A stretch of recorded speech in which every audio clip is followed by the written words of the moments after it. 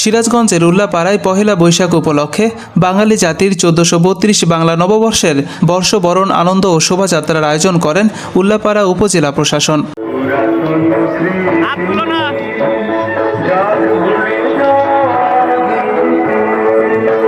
আজ ১৪ এপ্রিল সকাল ৯টায় উল্লাপাড়া উপজেলা চত্বর থেকে শোভাযাত্রা ও র্যালি বের করে শহরের প্রধান প্রধান সড়ক প্রদক্ষিণ করা হয়। র্যালিতে বিভিন্ন শিক্ষা প্রতিষ্ঠানের ছাত্রছাত্রী, শিক্ষক শিক্ষিকা মণ্ডলী সহ সকল সর্বস্তরের মানুষ উপস্থিত ছিলেন। উক্ত অনুষ্ঠানে সভাপতিত্ব করেন মোহাম্মদ আবু সালেহ মোহাম্মদ হাসনাত, উপজেলা নির্বাহী অফিসার উল্লাপাড়া।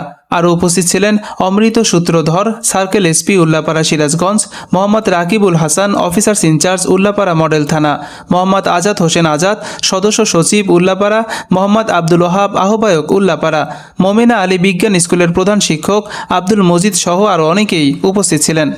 এ সময় উপস্থিত বিভিন্ন ব্যক্তিবর্গ বাংলা নববর্ষ উপলক্ষে সবার উদ্দেশ্যে বলেন, পুরনো গ্লানি ভুলে আগামী নতুন প্রজন্মকে পহেলা বৈশাখের বর্ষবরণকে বুকে ধারণ করে বাংলাদেশকে একটি সমৃদ্ধির, সম্প্রীতির ও সাম্প্রদায়িক চেতনায় সুন্দর বাংলাদেশ গড়তে সবার সহযোগিতায় গড়ে তোলার আহ্বান জানান।